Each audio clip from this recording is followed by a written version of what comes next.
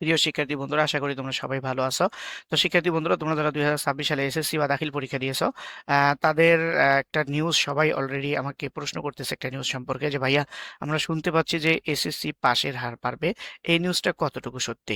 যে হ্যাঁ, আমি তোমাদেরকে শিওর করতে চাই যে আমরা অনেক ওয়েতে আমরা জানতে পারছি যে এবছর এসএসসির পাশের হারটা বাড়ার সম্ভাবনাটা অনেক বেশি আছে। তবে কিভাবে এবং কত পার্সেন্ট পাশের হার বাড়বে, কেন বাড়বে, এ সম্পর্কে অনেক প্রশ্ন রয়ে গেছে।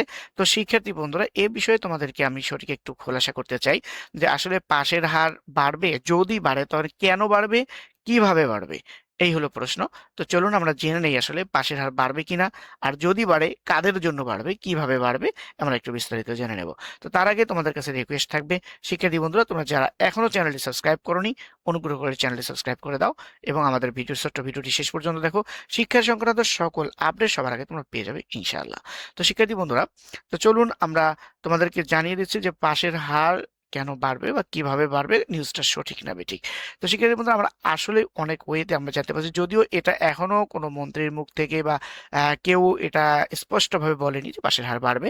তবে কিছু সিম্পল, কিছু সেন্টম আছে যেগুলোর মাধ্যমে আমরা এটা বুঝতে পারছি যে পাশের হার বাড়বে। সেটা হচ্ছে যে যে সিলেবাস, অর্থাৎ পরীক্ষার খাতা কাটার যে নতুন নীতি নিয়ম নির্ধারণ করেছে, এই এখান থেকে যারা কাগজ কেটেছে বা যারা যে টিচাররা সবসময় এই বোর্ডের কাগজগুলো, এসএসসি বা এইচএসসি তোমরা যেটাই বলো, যারা এই খাতাগুলো দেখে থাকেন, তাদেরকে একটা নির্দেশনা দেওয়া হয়। সেই নির্দেশনার আলোকে তারা কাগজগুলো কাটে।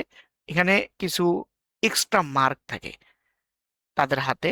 এটা উপর থেকে নির্ধারণ করা হয় যে এই মার্ক তোমার হাতে আছে, এটা প্রত্যেকটা স্টুডেন্ট বাড়তি মার্ক পাবে। তো এখন তোমাদেরকে যদি আমি বুঝাই যে এক্সট্রা মার্ক যদি 3 নাম্বারও দেয়, প্রত্যেকটা সাবজেক্টে প্রত্যেকটা টিচারে অতিরিক্ত 3 মার্ক দিল, তো একটা স্টুডেন্ট যদি কোনো কারণে 3 মার্ক কম পায়, 33-এর জায়গা 30 পাইলো, 31 পাইলো, এমসিকিউ হোক বা যে কোনোটাতে হোক, গড়ে আসলো, রেজাল্ট আসলো 33 বা 32, এরকম 30 পাইছে। তো গড়ে যদি 3 মার্ক বেশি থাকে, 30 পাইলেও কিন্তু সে 3 মার্ক এক্সট্রা যোগ হওয়ার কারণে 33 সে পাশ করলো সাবজেক্টটাতে। তো এইভাবে গড় মার্ক যদি 33 সবাই পায়, দেখা যাচ্ছে একটা শিক্ষার্থী একটা সাবজেক্টে 80 পেলে সে A+ পাবে। সেই ক্ষেত্রে দেখা গেল যে 3 মার্ক যদি গড়ে সবার জন্য হয়, সে কোনো কারণে 79 পাইছে, 3 মার্ক যোগ হওয়ার সাথে সাথে মার্কটা হয়ে গেল 82, A+ পেয়ে গেল। তো এইভাবে রেজাল্টের হারও বাড়বে, আবার তোমাদের পাশের হারও বাড়বে। এটা কথা শুনছি আমরা, যে ওয়েগুলো, সেই ওয়েগুলো আসলেই খুব একটা ভিত্তি সম্পন্ন নয়। এটা হচ্ছে তোমাদের নর্মাল ওয়ে, যেগুলো টিচাররা যারা কাগজ কাটে এদের মাধ্যমে বা বিভিন্ন মাধ্যমে আমরা জানছি, যেগুলো তোমাদেরকে এখানে বলাটা সমীচীন নয়। তো এভাবে আমরা যতটুকু জানতে পারছি সেটা হচ্ছে এই ওয়ের কারণে তোমাদের পাশের মতো। এটা যদি হয় তাহলে অবশ্যই তোমাদের জন্য সুখবর, যে এতটুকু মাত্র 3 নাম্বার পাস মার্ক সবার জন্য বাড়াইলেই কিন্তু অনেক স্টুডেন্টের জন্য এটা কপাল খুলে যাওয়ার ব্যাপার। কারণ প্রত্যেকটা সাবজেক্টে যদি 3 মার্ক বাড়ায়, এটা কিন্তু একবারে খুব খারাপ জিনিস না, এটা অনেক একটা তোমাদের জন্য ভালো সুখবর। তো এই ছিল আপডেটটা, যে আসলেই আমরা এটা শুনছি।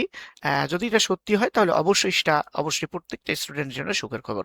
তো শিক্ষার্থী বন্ধুরা, তোমরা সাথে থাকো, ইনশাল্লাহ যে কোনো আপডেট আসার সাথে সাথেই তোমরা পেয়ে যাবে ইনশাল্লাহ। তোমাদের সবাইকে ধন্যবাদ এবং সবার জন্য শুভকামনা রইল। শুধু ভালো রেজাল্ট নয়, আমরা চাই সবাই যেন A+ পাও, A+ পেয়ে সবার মুখ যেন উজ্জ্বল করতে পারো। এটা সবার জন্য শুভকামনা রইল।